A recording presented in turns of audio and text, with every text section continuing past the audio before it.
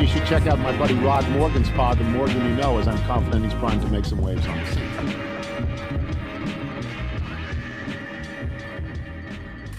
Hello, ladies and gentlemen. Welcome to the Morgan You Know podcast, a conversation show about sports. This time of year, we focus on basketball. All year round, we focus on wrestling. We will get to that in the back half of this show. My name is Rod Morgan. I will serve as your host. I am joined by two gentlemen who are here to help me out all year round. First is our wrestling expert on the podcast. He is our technology expert on the podcast. He is our executive producer on the podcast. He is our resident Bears fan, Jimmy Jim Risk. Am I forgetting anything else? No, I'm just happy to be here, Rod. I love football, and I might love relocation as well, but we'll talk about that here in a minute. Yeah, I'm going to throw a Bears bone your way here before we get to basketball, that's for sure. But somebody else who enjoys the state of Indiana, doesn't really enjoy the Bears, likes the Cowboys for some reason, but we don't hold that against him. He's our old man. He's Chris King. Chris, hello. I am hot today, fellas. I know this season is over, but the NCAA is sticking their nose into the national championship of IU, and it could be threatened to be taken away over an ineligible player. I am hot.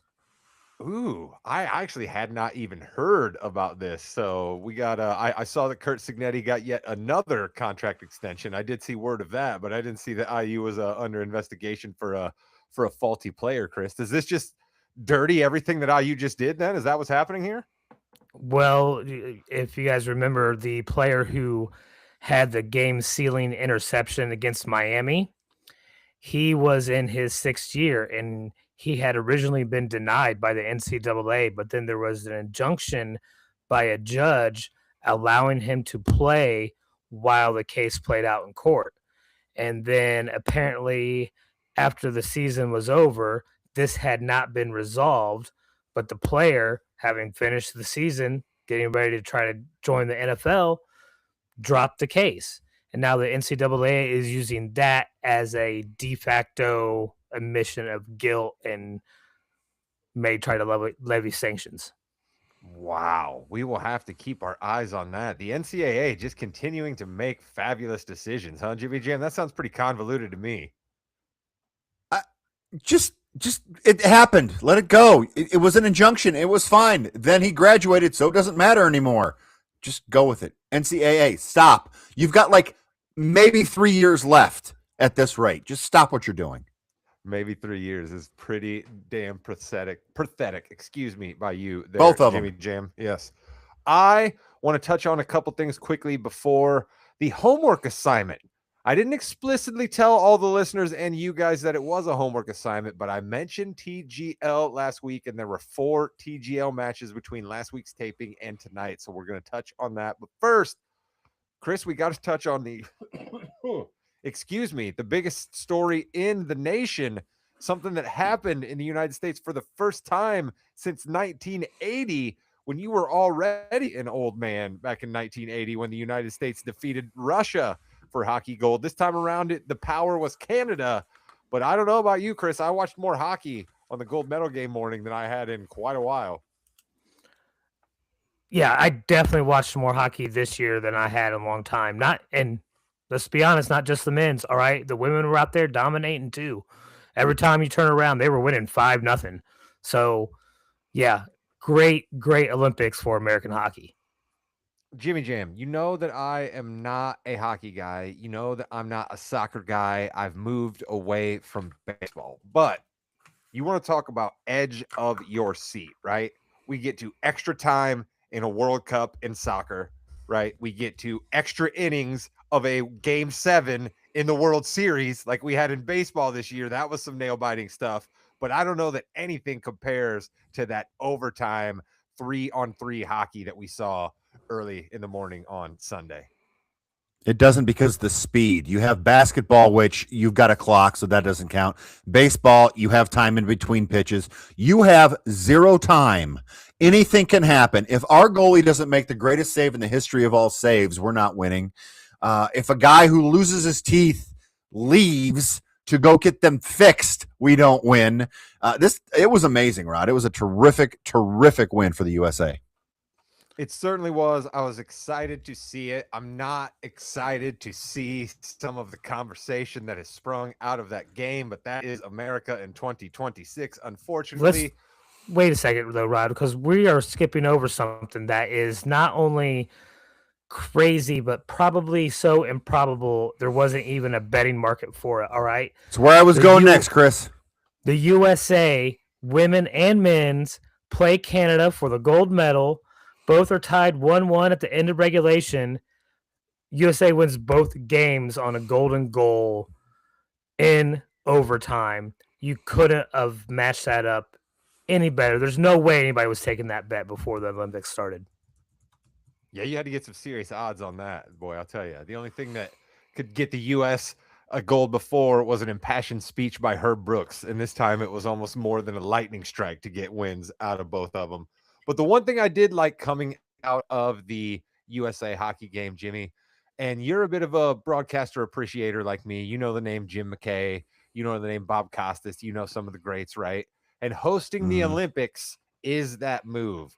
And I believe Mike Tirico cemented himself as the number one broadcaster. Nobody's got a bad thing to say about Mike Tirico. The guy's an absolute pro. He knows what to say. He's good at writing scripts, but he's also really good at coming off the cuff. I think you could tell in those remarks he had coming out of the gold medal game. Some of that he planned on saying, some of that just came off the dome. And much love to Mike Tirico, Jimmy. I know you were probably impressed by that, just like I was. I'm just appreciating it because he appreciated it so much. He loves the sport. He loves to do something a little different than he has in the past. He's talked about that. Got a chance to do hockey, got a chance to do a gold medal game, and then the one the U.S. wins. It's so great. Great job. Don't forget, he also does a little Kentucky Derby every now and again. Love me some Mike Tirico. But Jimmy, you talked about relocation. Governor Mike Braun of the great state of Indiana. His popularity may be low, but he still is the governor of the great state of Indiana. And he was on the Pat getting McAfee. higher. He was on the Pat McAfee show today talking about your Bears still possibly playing in Hammond. Jimmy, you can't possibly believe that they're actually going to do this, right? This is just Mike Braun being a patsy so that the Bears can get everything they want from the state of Illinois, right? So I was born in Highland up until last year. Some of my family still lived in Hammond. A lot of my family live in the region now. It's one of those things where I really want it to happen for the people in that area because you will see a renaissance in the area. You will see businesses go. You'll see things get cleaned up. I think it'd be great. As a Bears fan, I mean, Hammond is Chicago. I mean, people don't understand. It's literally where my mom grew up in Hammond, 3 streets over Chicago. It's Chicago, okay? It's just so strange that it wouldn't be in Illinois, but you got to give credit to Mike Braun, and I don't think I've ever said that before. He and the Indiana State Legislature, which Indiana State Legislature have surprised me like no other. I'm still a Hoosier at heart. They got this thing done in like a month. I mean, it seems, because the Senate today approved it. He signed it. They're good to go if they want it. Illinois, I think they did some things today that might help them a little bit. I'm just concerned, Rod, that they're stringing Hammond along a little bit too much. But I think Hammond and Mike Braun kind of know that. I really feel bad for the people if this doesn't happen.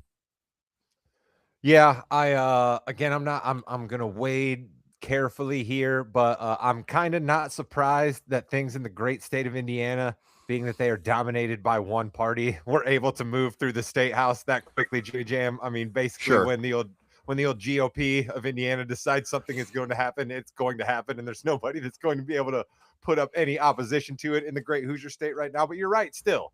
Speed, Indiana's ready. I imagine that they're a patsy. That's where I'm at on this. Chris, where do you stand? I mean, we're one step closer to the Gary Grizzlies, right? Well, and I think that was great. That was great that he said, no, everybody, it's the Chicago Bears. Calm down. So I think that was a good thing for him to say. But then also, I give credit to a couple of the people on the Pat McAfee show who their interviews go kind of depends on who it is. But there are some really good questions that Braun did not answer, by the way. I think Ty Schmidt asked, hey, I'm a taxpayer here. Let me know what's going on. How are my taxes going to look? Didn't even come close to answering that question because, yeah, they're going to go up. They're definitely going to go up if you're going to give all this money to a team.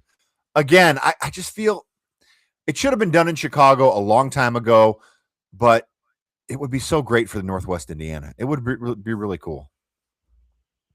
I get I'm a Hoosier through and through, and congratulations to Hammond if they get there. But I don't know.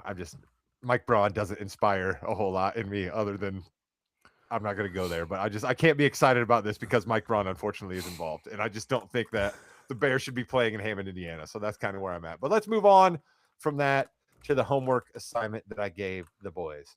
A few years ago, Tiger Woods and Rory McIlroy announced that they were joining forces together with a bunch of rich guys behind the scenes, because there's always rich guys behind the scenes, for an indoor video golf league that they call TGL.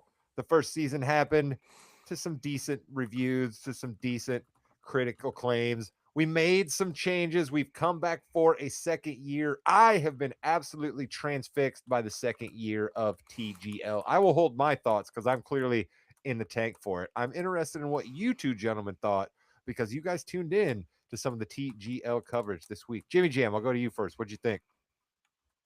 Rod, I love you. You're a good guy. Got some great takes. I love the game of golf. I in the last few years, I've played a lot more golf. I've enjoyed it tremendously. I played video golf before. It's fun. I actively hate this, Rod. I hate this so much. There are so many things. I took notes. I wasn't planning on taking notes. By the way, in my note, it changed Tiger Golf League to Tiger Goof League, and I kind of think that's what it is. First of all, the ambient music I hate with it's just so bad. Maybe for the people in the arena who, by the way, didn't seem to care much about anything. The fans there didn't seem to care much about anything. I'm going to go in a couple, and I'll let Chris go, and then I've got more. Okay, you're great. That screen is so small, it doesn't do anything for me. Hate the screen. What I do like, the green, the pitching on the green, that's fine. It's a little something different. I thought the screen was really small. I've got some ideas for it, but Chris, I'll let you go right now because if I'm in the minority, that's fine. But I tried, Rod. I watched it. I'm watching it. I say I'm going to watch this for Rod, and I did, Rod. I hated it. Jimmy, listen, I want honesty. That's why we're here. That's why this is a conversation show. I want honesty. I appreciate that out of you. Old man, what'd you think? So I'm going to give you a couple pros that I enjoyed. All right, I'll give you the good points first because I did enjoy the fact that they had your sand, your rough, your fairway for if you're making your second shot or your approach shot or whatever it may be. Depending on how far away from the hole, the closer you got put to the screen until you're pitching up onto the green. Maybe I was expecting too much with the green getting moved around and changed when you had discussed it before, Rod, but like the bunkers stay the same. It just kind of spins and tilts different. Past that, like if you are a first-time watcher and this pops on right after the Duke game, you have no idea what's going on. There was no explanation of the rules or how long people had to hit or how the rotations worked or what the hammer was. Like the hammer got thrown out first, and I'm pretty sure it was Adam Scott that turned around and asked an employee or somebody, hey, what does that mean? Like if your players aren't going to know what's going on, how do you expect the fans that are just tuning in to know what's going on? In defense of TGL and Adam Scott, that was his first time playing. All right, so you'd hope that he would have had a little better crash course before going out there for his maiden voyage, but he did not play last year, and he had not played yet this year for the Boston Common squad. So I'll give him a break there.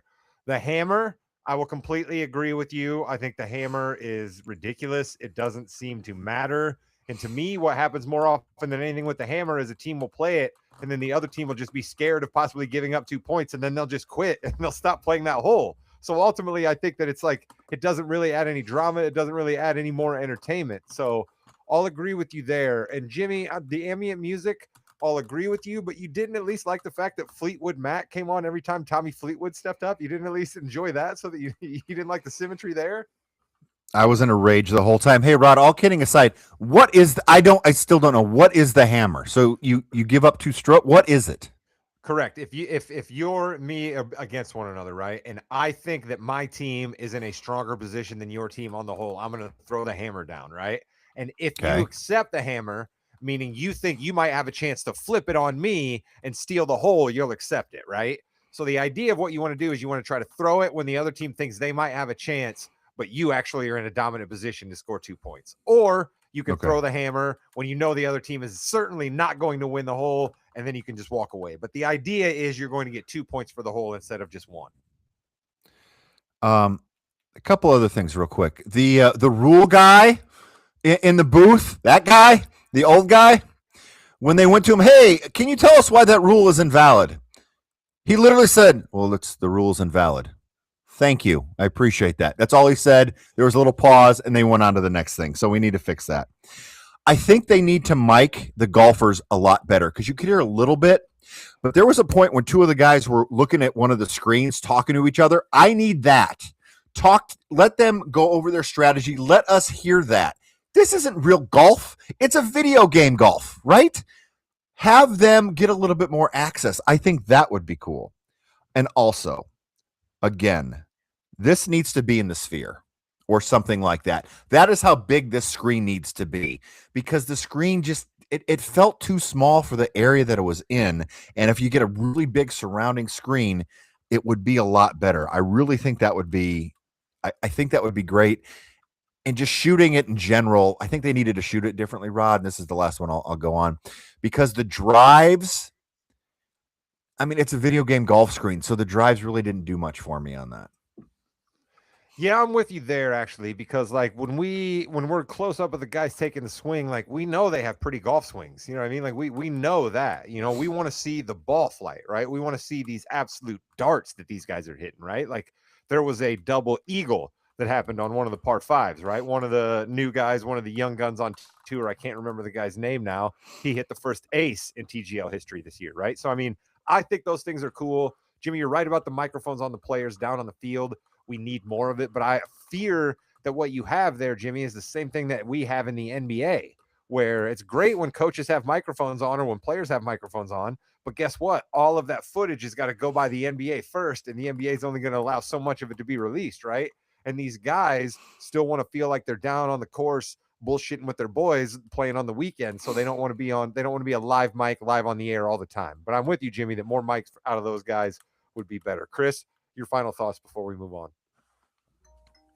I mean, I heard ODB in the background music, all right? If they're cool enough to play some Old Dirty Bastard, I'm down with whatever they're playing. I don't know what Jimmy's talking about. There was no Matchbox 20, so I don't care. Nice. It does move quickly, though, Jimmy. You got to give that up, right? At least it moves a lot quicker than the regular game of golf.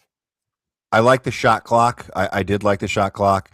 And then also, real quick, my final is this going back to the screen. There were 2 other screens, one on the left, one on the right, that had a lot of stats in it that you really couldn't see if you were watching on TV. You got to put those graphics on the TV, and maybe on that drive, flip to the view of the actual game instead of shooting the screen. Maybe that would help a little bit more.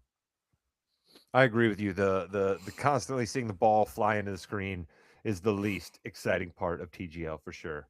But I appreciate you guys for checking out TGL. I appreciate any of the listeners that tuned in to TGL. Shout out to my guy, Matt Roberts. I'm always texting back and forth with him about TGL. We know our resident golf guy loves that. But our resident basketball host around these parts is Jimmy Jamriska because he runs the fast break and I receive passes from him just like Chris does. Let's go.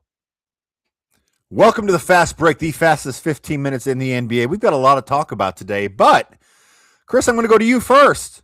The OKC Thunder better not book their trip to the finals yet because the San Antonio Spurs might be the number 1 seed in the West. What are your thoughts on that? San Antonio is on a hot streak, right? What is it, 10 in a row? Well, I know it's 10 in a row. But, like, listen, your OKC's dealing with injuries right now. hopefully, for if you're a Spurs fan, you don't have to go through it again for the rest of the year. Hopefully, Wemby stays healthy because that's the most important piece to your puzzle. And if he goes down at the wrong time, that's going to kill San Antonio's chances in the postseason. Rod, the OKC Thunder had 14 losses last year. They have 15 this year. Do you think Wemby and the Spurs can stay healthy enough to overtake them? What do you mean by overtake? We just talking about seeding for the playoffs? Number one seed. I want number one seed right now. Number one seed. I think because that's remember, definitely possible. Okay. I think that's definitely possible. Now, if we're talking overtake, where we mean the Spurs are going to win the Western Conference over the Oklahoma City Thunder and then make it to the NBA Finals, that might be a little far for me to go. But if we're talking about the Spurs staying healthy enough to win the number one seed in the regular season, I think I'm there, because I think we've seen that the Spurs are getting buoyancy out of everybody on that team. Sure, Victor is an alien and otherworldly, but we're seeing Castle play better than he did last year. We're seeing Harper play excellent for a rookie. We're seeing Champagnie step up from just a 3-and-D role player to a guy who can start for that team. We're seeing Keldon Johnson finally find his role as the heart and soul and gritty, everything Aaron Nesmith kind of guy for that team. So Wemby is the water that floats the Spurs boat, but they're hot enough and the Thunder are banged up enough that if you're talking regular season, Jimmy, I think they can't overtake them. Speaking about being hot, the Boston Celtics are 8-2 in their last 10, and really that game against the Nuggets was a back-to-back tough game right there, but they're 8-2 in their last 10. Rod, what has been the most impressive thing about Jaylen Brown's season for you? The consistency is the thing for me that you notice with Jaylen Brown, and he just every night works to get to his spots, right? He's Kawhi-like in that way, right? That when Jason Tatum was on this team, I think Jaylen was trying so hard that he would seem out of control and a metronome at times, and he was turning the ball over left and right because he was just forcing, because he felt like this is going to be my only time to shine. Well, now he knows that the ball's coming through him no matter what. So he's working to that elbow. He's got this phenomenal spin move. He plays tough defense every night. And quite frankly, Jimmy, he still has some free throw misses that just make your mind explode. And he still gets a little loose with the ball when he's trying to go down the middle of the lane. So like those bad things mixed with the same, to me, is consistency. That's what has impressed me the most about Jaylen Brown.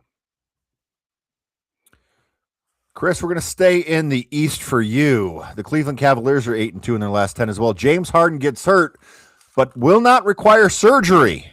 Do you think the Cavs have what it takes to get to the finals? I think they do. I don't know if they're going to stay healthy enough to do it, though. They are going to have to be 100% if they end up meeting somebody like the Pistons to go to the Eastern Conference Finals, because that matchup will be real tough for Cleveland, even at full health. Yeah, Rod, do you think that James Harden in this role of not having to be someone to be relied on to score is going to help him in the playoffs? Or do you think we're just going to see the exact same thing? If Donovan Mitchell has a bad night, the Cavs are screwed. You know, James Harden's been in the NBA for so long. I think we always have a bit of history we can look back on with him, right? And we have his time in Brooklyn, where I don't know that he'll look back on that very fondly, but there was a time where all three of those guys played together and they went into the Eastern Conference playoffs looking like a pretty dominant team. And James Harden was not the go-to guy. Kevin Durant was the go-to guy, and Harden got hurt. And then that ultimately maybe is what had Brooklyn falter. And that's what I worry about with the Cavs right now, because I think he's in the right spot. Donovan Mitchell is the number one go-to guy there. James Harden is honeymoon Harden. He gets along well at the beginning of every situation he goes to, but now he's hurt. So does he have enough to be the B for Cleveland? But Jimmy, you brought up Boston. You brought up Cleveland. It gets me thinking about the East, right? And I'm at such a conundrum here. And I'm going to ask you a question if you don't mind. All right. Mm-hmm. I believe in history, as I just stated, right? Playoff scars are what leads to playoff wins. Okay. So, am I to think that a team like Cleveland, who's not showing better than Detroit right now, is actually going to be better than Detroit in the playoffs because Cleveland has lost 3 years in a row and Detroit has never been there? Cleveland's basically gotten waxed in the playoffs for 3 years and not shown themselves to be good at all. But I'm supposed to believe that that means they're going to beat the Pistons? That's crazy. But what's even crazier, Jimmy, is I do believe that. So what do you think about that? It's tough because the Cavs don't have the same guys coming back. They have someone brand new in James Harden. So he also brings his playoff, I guess, just experience in with them. It's so hard, Rod, because I don't see the Cavs going very far in the playoffs again. I really don't. And the Pistons were so close against the Knicks last year, and they're the number 1 seed. So they're going to be playing a team, the Heat, the Hawks, the Hornets, the Bucks. The Hornets might give them a little trouble, but I really think they're going to have a pretty good first round matchup that will give them the confidence then to go in the second round, Chris. Let's be honest, the East is still a toss-up, right? We know Detroit's still the best right now, but there's still a lot of season left. The Celtics are overachieving as far as most people are concerned. It's a real surprise. I think that's going to continue, unfortunately, for everybody else who's not a Celtics fan. And then you don't know what the Knicks and the Cavs are going to do. Are they going to do the same thing they do every year, get to the Eastern Conference Finals or the second round and lose, right? Take a series to 7 games and lose. I mean, that's what I see for both those teams, unfortunately. Well, Rod, I really do think it's those 4 teams, because then you have the Raptors, who I don't believe it because they're the Raptors. That's my ruling there. And then the 76ers, love them, great season. They can't stand up to 4 consecutive series. I'm sorry. That's not going to happen. So really, it does come down to those 4 teams. And if you look at it, the Celtics are going to hopefully get Tatum back. They're going to have a few weeks to get him back in the rotation and see what's going on. The Pistons are going all gear right now once they get everyone back from suspension. And the Knicks and Cavs, I mean, they've been playing pretty decent. It could be really anybody, Rod. I, in my heart and soul and bones, believe that a team is not going to go from nothing to the NBA Finals. And sure, I understand that Detroit had a first-round series versus the Knicks last year that could have went their way, and a couple of last-second losses that went the Knicks' way. But for them to go from a first-round loser to the NBA Finals, I just don't see it. And then in the Western Conference, we already touched a little bit on San Antonio, Jimmy. They're trying to do something that's even more rare, to go from not being in the playoffs to all the way to the NBA championship. Like, teams that have gone from not in the playoffs to winning the championship, way rare. It's even rare to get to the championship after not being in the playoffs and lose. So, like, history speaks against the Spurs, but we've never seen somebody like Wembanyama. So everything's still up in the air for so many reasons. Because in my heart of hearts, I believe in experience. But right now, like you said, Jim, what in front of us, experience is not supposed to matter. Speaking of Wembanyama, I could go 2 different ways with this. I got 2 things to hit, 2 transitions, and Wembanyama works for both. So I'm going to go with, speaking of Wembanyama, we have some teams this year that really, really want to be in the Wembanyama, if you will, sweepstakes for the draft coming up in June. We have the Tankdom Nation of the week. Rod, talk to us about your Tankdom Nation. Boom. Let's go. We have somebody on this podcast that does not understand strategy. We have someone on this podcast who is not fit to be in an NBA front office. We have someone on this podcast who just believes in rah, Sisyphus, push the boulder up the hill, no matter how little results you are getting from it. And that is crazy. The NBA has rules in place that if you are bad, you have a better chance to get good. And boy, are some of the squads in the NBA embracing it this year. So I, Rod Morgan, have chosen to celebrate those teams that are embracing the strategic advantage that is tanking, and I will shout them out in the Tankdom Nation of the week as we move forward. Number 3 on the kings of the tank, or tank damnation, however you want to refer to it, are the Brooklyn Nets, who have managed to lose to both the Mavs and the Hawks down the stretch, games that they were winning, textbook tanking from the Nets. They did this very, very well last year. They are experts at it. Only problem is Nets maybe don't draft 5 players who aren't very good all in the first round, which is what they did with their tanking last year. Let's move on to the number two team in the Kings of the Tank, and that is mine, Dax Storm's Indiana Pacers. And Dax has embraced the assignment, ladies and gentlemen. He is a season ticket holder of the Indiana Pacers, and he currently has a gold tank t-shirt that he is wearing to home games. He understands the assignment, and you know who else does? The Indiana Pacers, because they are number 2. They have lost to the Wizards back-to-back days, February 19th and February 20th. The Pacers lost to the Wizards back-to-back days. Pascal Siakam out one game for personal reasons. Why not? Well, I'll do you one better. He's out the next game as well. And also, we're going to sit Aaron Nembhard and Andrew Nembhard and Aaron Nesmith, excuse me. And the Pacers paid a fine about being tanked. And then Rick Carlisle went on the radio and complained and said they weren't tanking. Just great behavior out of the Pacers. You know how to tell people you're not tanking? By tanking and then telling them you're not tanking. Perfect work out of the tankers. I mean, the Pacers. Number 1, king of the tank, though, right now, has to go to the Memphis Grizzlies. And how do you become number 1 on the tanking list? You somehow figure out a way to lose to the 16 straight losing streak Sacramento Kings. Memphis Grizzlies, you figured out how to lose to the Sacramento Kings. You are kings of the tank for this week. And Jimmy, a couple games we're going to be paying close attention to for next week's Tank Damnation. We got Utah versus Pelicans, Kings versus Mavs, Wizards versus Hawks. All 3 of those games going on this evening. I will be paying close attention. And Memphis versus Dallas coming up on the 27th, and New Orleans versus Utah coming up on the 28th. I'll be keeping my eye on those matchups. There he is. There's Dax in the gold tank t-shirt. He gets the assignment. And Chris, I appreciate you for your head not exploding during that segment.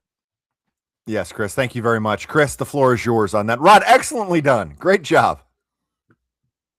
I'm sorry. I must have zoned out. I really didn't pay attention or hear much over those last couple minutes. So it wasn't 10 Rod, minutes either. I didn't go for 10 minutes. He said couple of minutes. I do love it. It's pretty bad when the Jazz have to say Adam Silver isn't sending a representative to see Lauri Markkanen's MRI result. They're just going to send it to him. They're not going to send him to make sure it's actually Lauri Markkanen and not Lauri Markkanen's great grandmother who's getting their MRI for him going in there. We'll see. Tanking hasn't really worked. And it's put some teams down to that 4, 5, 6 spot. So we'll see what happens. But what does work, who else Chris? Drafting high in the draft has worked for, though, Jimmy? 3 teams that we just talked about: the Oklahoma City Thunder, the Detroit Pistons, and the San Antonio Spurs. So you guys could say tanking doesn't work, but it also does work. Yeah, but they didn't Yes, they did, Chris. But these teams don't tank. Well, one might be in the Kings. Hardwood hierarchy. For the win.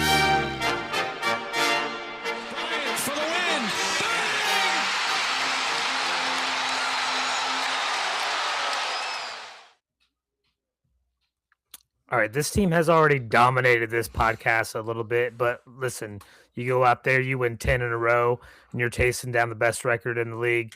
San Antonio, Victor, they're the king of the hierarchy this week. I don't think there's any doubt about that. Yeah, I think we've said all we can about the Spurs. They've done a great job. They're kings. You know what we can say, though? Nice new graphic there, Jimmy. Hopefully you guys are checking us out on YouTube. Make sure you like and subscribe there on YouTube. A nice new graphic for the hierarchy there. Let's go. And we're going to go with the best team in the league, or the best record. All right, it's the Detroit Pistons. They're the queen. They're still on top of the East. Best record in the league. A solid team right now. So the king and queen just switch spots. Would the Pistons be offended by the way that we just called them the Queens? Do you think that they might try to fight us the way that they tried to fight the Charlotte Hornets? Yes, they will be very unhappy. All right. These okay. They're starting to remind you of maybe the bad boys of Detroit in the mid to late 80s. All right, this is a dangerous team. And then Rod, we got to give your boys more props. All right, the Celtics, Prince. All right, they're 8-2 in their last 10. They're number 2 in the East. All right. Like I said, I think they're overachieving, but you got to give them props.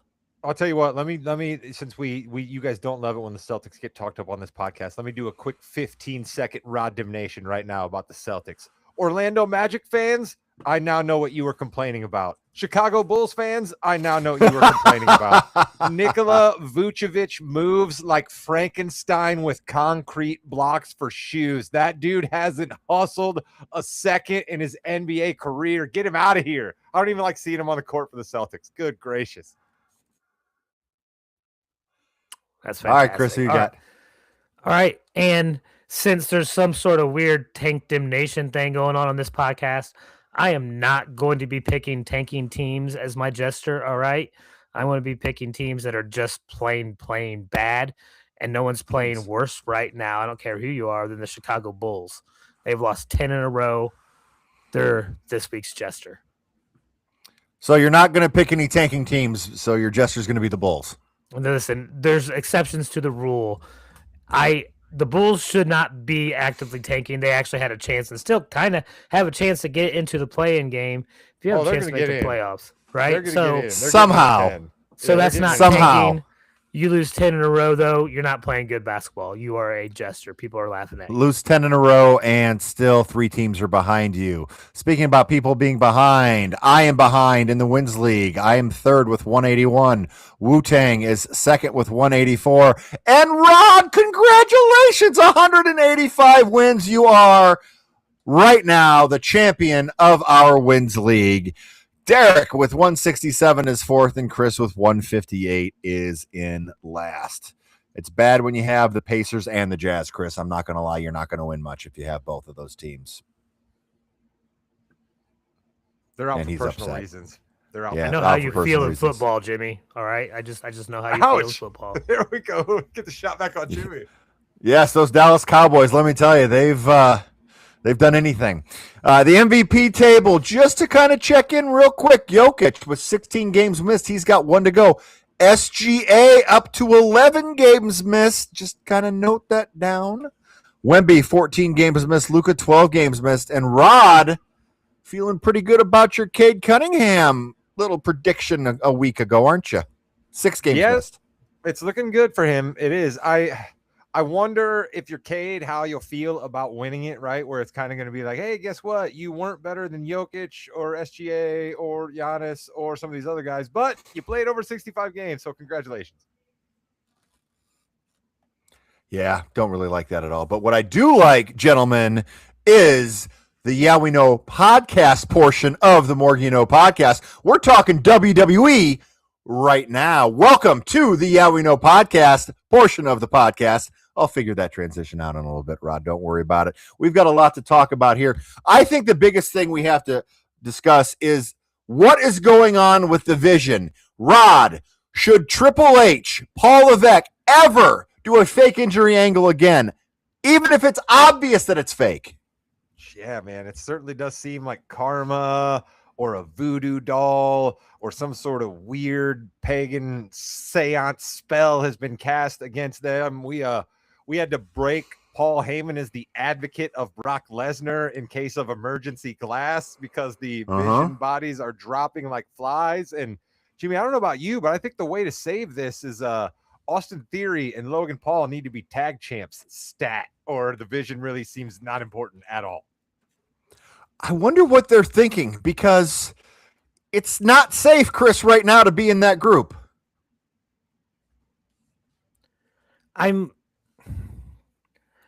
You want to push the Vision, get Bronson Reed into the Elimination Chamber. There's no reason for us to have Jey Uso as a tag champion get back into the Elimination Chamber. Give us Bronson Reed. Okay, so hey, just for the record, Bronson Reed is actually hurt. He tore his bicep in that match. He was supposed to win the match.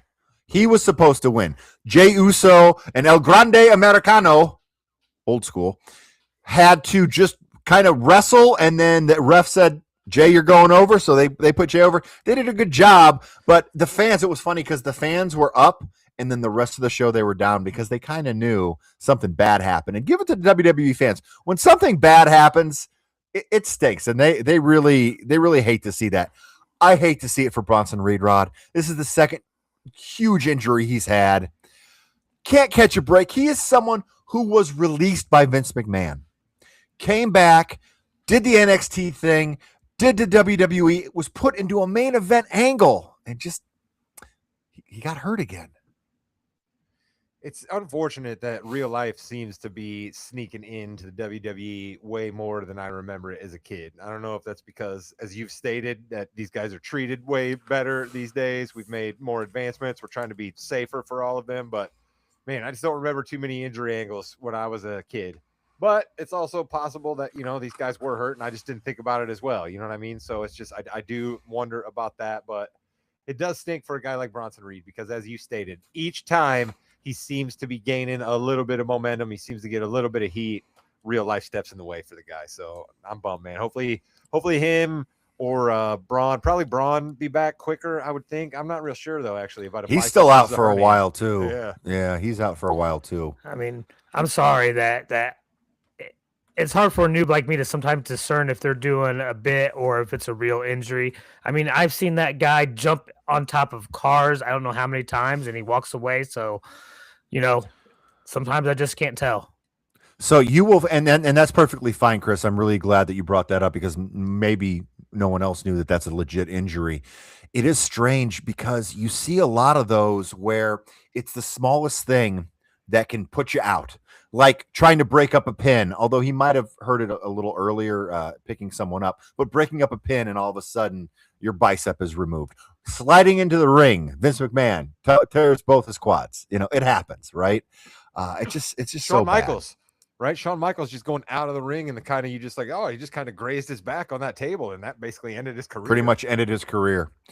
SmackDown from Friday had a couple things on it, but I do want to talk about that main event where Aleister Black beat Randy Orton after Drew McIntyre, the good guy, of course, came in and caused that. What a big win for Black. Does not hurt Orton. I like that, Rod. Your thoughts on that ending? I'm for pushing guys from the mid card. It's just something that I'm finding myself being all about now, where I'm just like, all right, man, Cody's had his shots, Jay's had his shots, Drew has had his shots, and he has the belt. You know what I mean? Like, Randy Orton's basically a mid carder at this point as well. You know what I mean? Yeah. So I would have been fine with him getting over as well. But you're right that Randy is a certified Hall of Fame. He's gonna be just fine, and it's a big win for Aleister because he's got the charisma. He's got the character. He's got the real life fighting skill. You know what I mean? But he just was missing a little bit of something. So gaining a heat with the win like this, okay, I'm for it. I like you was impressed that somebody with a name actually took an L. Now, granted, Drew had to get involved because it couldn't be a legit L, but at least it was an L. Of course not. Chris, of course, you support everything Drew McIntyre does. You don't see anything wrong with this, correct?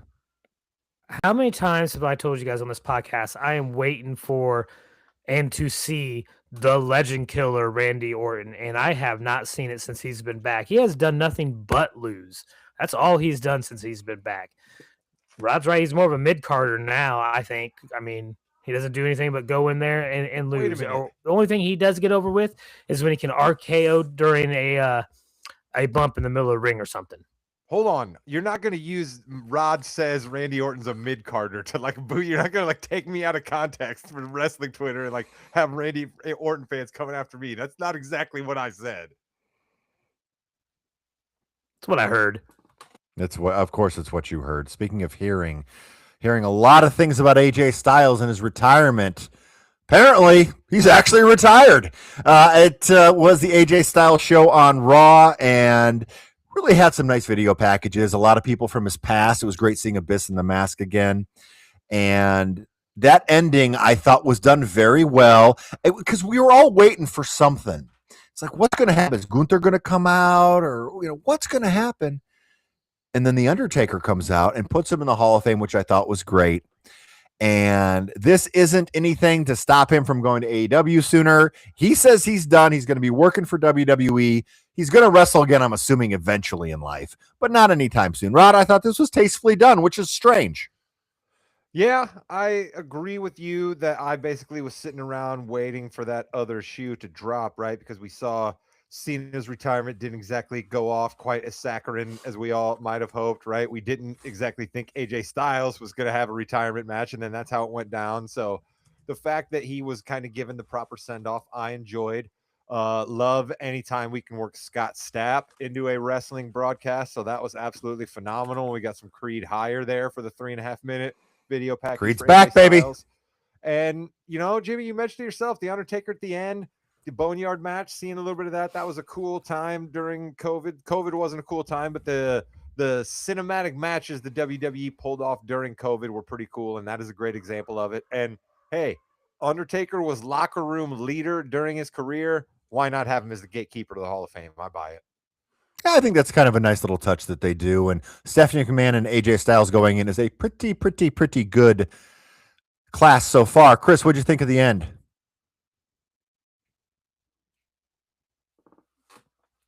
Yeah, I'm with you guys. Listen, I didn't care for it. You hate AJ Styles. No, I love the Undertaker more than I would say I hate AJ Styles. And listen, I haven't watched a lot of his career either, but he is phenomenal in the ring. There wasn't a single match he was involved in that I didn't enjoy. All right, deserves to be in the Wrestling Hall of Fame by far. And I love the Undertaker, so anytime he's on the screen, I'm going to enjoy it. Just because Scott Stapp stiffed you for that tour that you did for them in 2002, all right, you still can't hold that against AJ Styles. I don't know that he picked out the song. He might not have anything to do with it, Chris. I just know I'm owed something, Rod. I love the fact that you still are mad at him for that. It's been so long, Chris. It's been 24 years. I mean, in your life, that's not very long. I understand that, but oh, so many things to talk about. Brock Lesnar came out, and he's going to be on 5 or 6 Raws before WrestleMania. It looks like this is just going to be an open challenge at WrestleMania at this point. No one in the back has the guts to come and face Brock Lesnar. Rod, let me throw this at you. It's not going to happen. But at WrestleMania, when he says no one in the back has the guts, the glass shatters. Stone Cold Steve Austin comes down and faces Brock Lesnar at WrestleMania. So we finally get that big matchup at WrestleMania. This would be a horrendous idea. Horrendous idea. The man has no neck. Horrendous idea. But that's fantasy booking, Rod.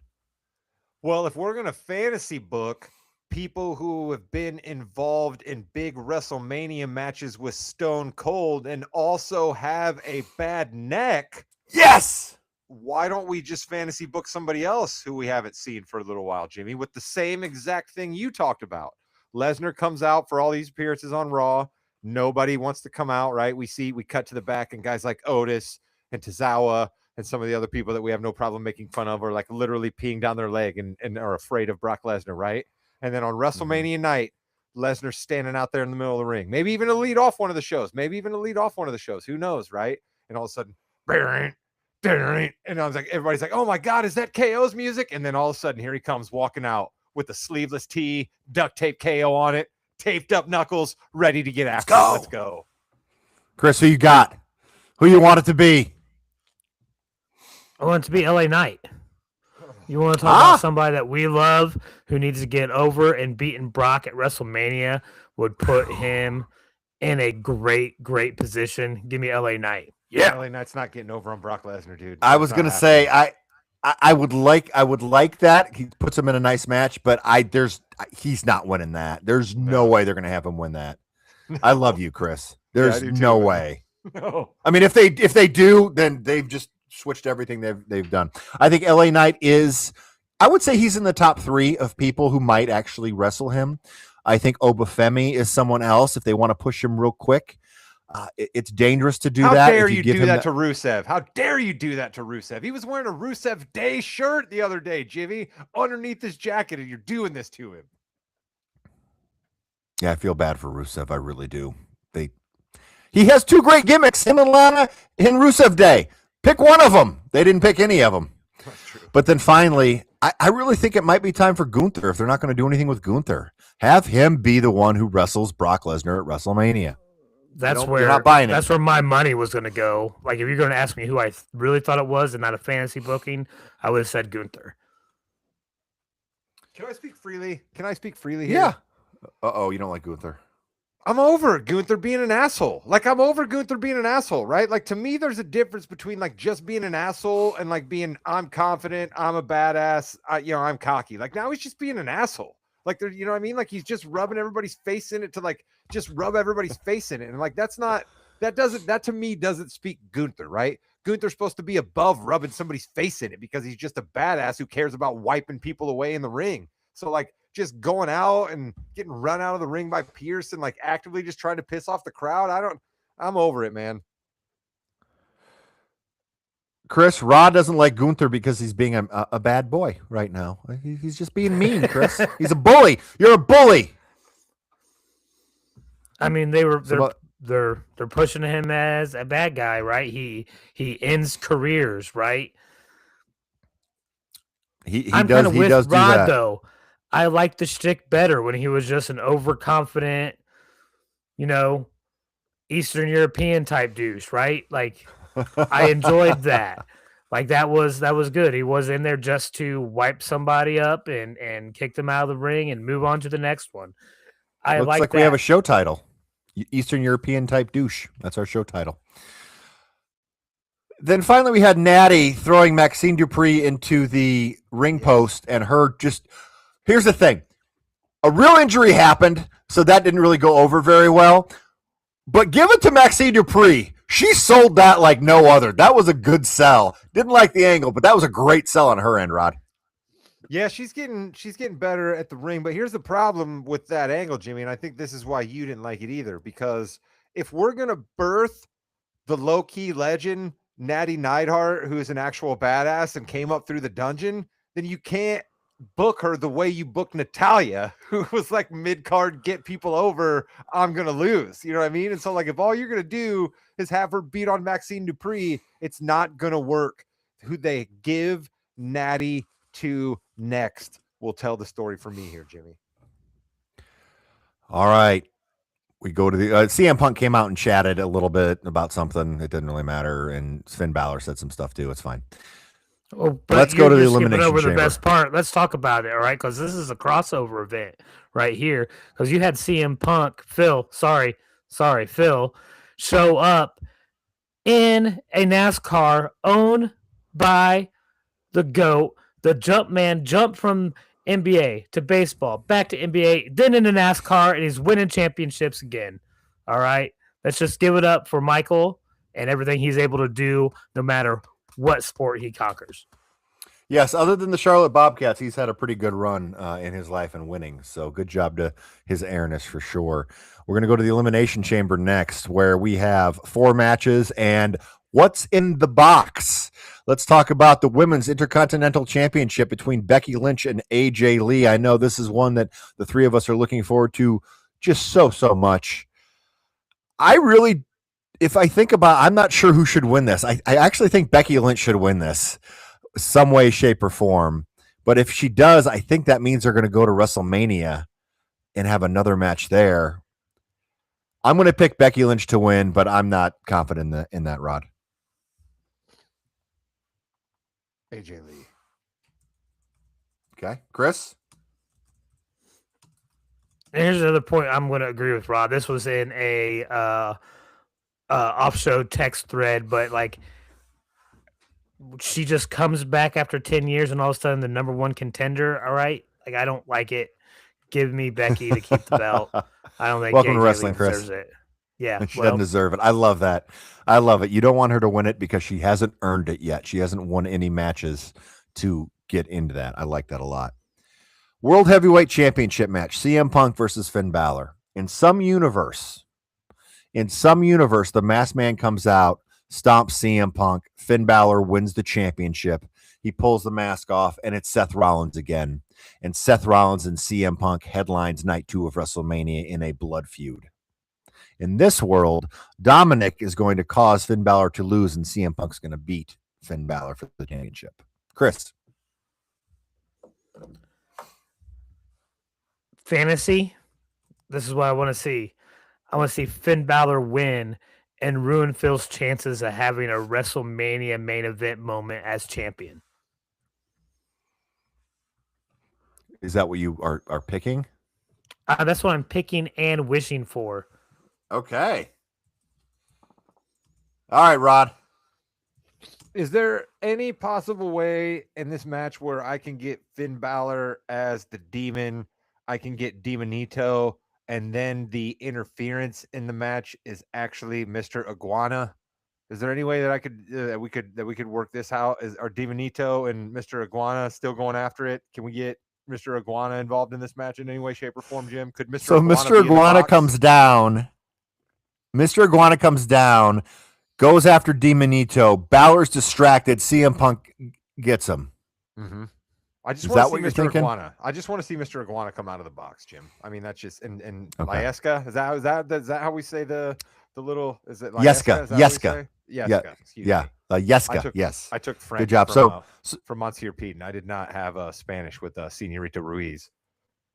yes, I had Senorita Ruiz. So watch the O.J. Simpson verdict in her class, just for the record. I was in John Barron's class. Rod. Okay. Chris, you were working overnight shift, right? I was He's a little older than short. us. I was a short order cook and dishwasher at the Branding Iron. I was watching in the bar. That's in Cheyenne, Jimmy. All right. So, Rod, are you picking Punk to win? Yeah, absolutely. I like what you said there, Dominic. I think we've got a scenario where Dominic and Finn, the Judgment Day, explode, right? Dominic has his feud going on in AAA with El Vikingo de Hysterio or whatever that guy's name is. If Dom loses to him, he can't ever come back to AAA anymore. So we got a lot of things cooking with Dom, a lot of things. Really, Jimmy, I just want Mr. Iguana and to come out of the box. That's really what I want. So you want Mr. Iguana. Let's talk about the box this way. Are we going to be happy with what comes out of the box? No. I say it's not going to be like a 10. I think it's going to be like a 7. Chris, 1 to 10. How happy are you going to be with what's coming out of the box?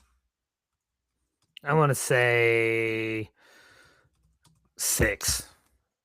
Okay. Is Rod? it an inanimate object or is this a person? Do we think a person's going to pop out of the box or is it going to be an inanimate object that leads to a person? No idea. We got to figure out what we're doing with the Cody Rhodes, Jacob Fatu, Randy Orton thing. So there could be videotape. There could be a screen that says hit play. Oh, bull rope? Something like that, I've heard. Bull rope? Could we be getting a bull rope match? Something. Who knows? I don't know. I don't know. I don't think it's going to be a person. Maybe. I don't know. What do you think, Rob? I like the box being involved with Cody Rhodes because anything to make Cody Rhodes seem more exciting, I'm absolutely for. So 1 to 10, what do you think? Are we going to be excited or not? Absolutely not. You and I won't be, right? Because we get too many fantasy booking things in our heads, and then it'll end up. You know, what I mean, you and I will be at like 3 or 4. So Jade Cargill, because I did forget to mention, Liv Morgan and Stephanie Vaquer are going to go at it at WrestleMania in the championship match there. That was even weird. Yeah. The way that was weird. Like because you punched her in the face, we're supposed to know that you picked her. Like that was weird. And why? Yeah. I mean, listen. If you bring Jade Cargill out and she doesn't actually wrestle anybody or talk, that's the perfect way to use Jade Cargill. So I was absolutely fine with that part of that segment, but I didn't like the fact that I pick you by punching you in the face. Chris, who you have in the women's elimination chamber match? Tiffany Stratton, Rhea Ripley, Alexa Bliss, Asuka, Kiana James, or Raquel Rodriguez? Rhea. So Rhea against Jade at Mania.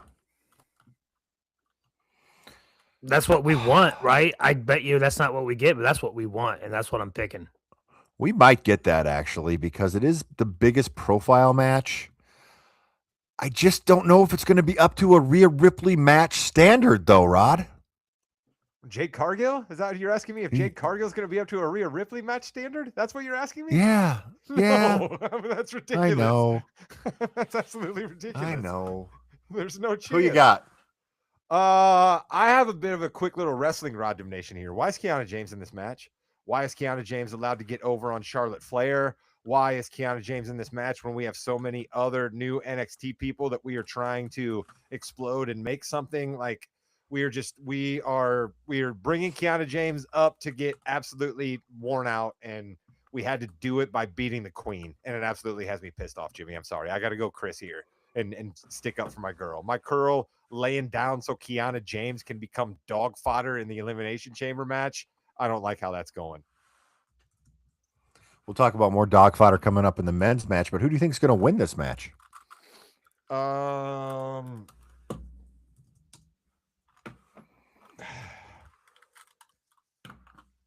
Sky. Wait, no, Io Sky's not in the match now. I was going to say, now that would be a curveball. No, it's Tiffany, Rhea Ripley, Alexa Bliss, Asuka, Kiana James, Raquel. Tiffany. Tiffy time. Going to run back Tiffy time and Jade, huh? Tiffy's in the stupid commercial for WrestleMania in Las Vegas, so she's going to be involved in some sort of match that means something. Yeah, Jade's got a belt of her own, right? Rhea and Io are tag champs, right? Becky Lynch has got the Intercontinental belt. You know what I mean? Charlotte's on the outside looking in right now, and she's in that commercial too, but Charlotte's not in the Elimination Chamber match, so I got to go with Tiffy. Chris, I'm going to go to you first on the men's Elimination Chamber match. Randy Orton, LA Knight, Cody Rhodes, Javon Evans, Trick Williams, Jey Uso. Who do you think is going to win? I want LA Knight to win. They're not Of going course to you let do. him. That's why No. he's going to end up fighting Brock Lesnar. But I want LA Okay. Knight to win, and that's who I'm picking. So LA Knight, Drew McIntyre at WrestleMania for the belt. Hey, Yeah. it's something different. I don't think it's going to Yeah. happen, but something different. I can't leave disappointed of that match, Jimmy. All right, Rod, who you got? Well, I think one thing that I want to point out here real quick is I'm excited that we have some fur. I'm excited that we have some diamonds blinging. I'm excited that we have some lemon pepper steppers. Let's talk about it. Trick Williams hit the stage the other night to come down for that match, and that place exploded. Exploded, man. Trick Williams is over like Rover right now. He is absolutely huge. He can wrestle. I'm all in on Trick Williams. That being said, there's no chance he's winning the Elimination Chamber match. No chance. Him and Javon Evans are here to get beat, and that is fine. Good for them to have some platform. I personally think that we are moving Javon Evans up a little too fast. But so that being said, those two can't win. Jey Uso, we know, was not supposed to be in the match. So that's 3 people out right there that cannot win. That only leaves us with 3. LA Knight is not going to win. So that only leaves us with 2, Jimmy. 50-50 shot there. Who do you got?